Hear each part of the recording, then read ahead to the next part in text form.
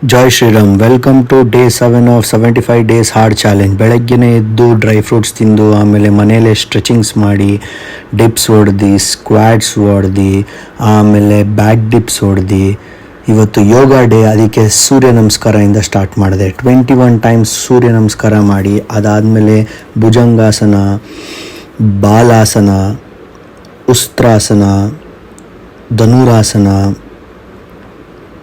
ಆಮೇಲೆ ಚಕ್ರಾಸನ, ಅದು ಮುಗಿತಾ ಇದ್ದಂಗೆ ಮಯೂರಾಸನ, ಆಮೇಲೆ ಕುಕಟಾಸನ, ಆಮೇಲೆ ಹಾಲಾಸನ,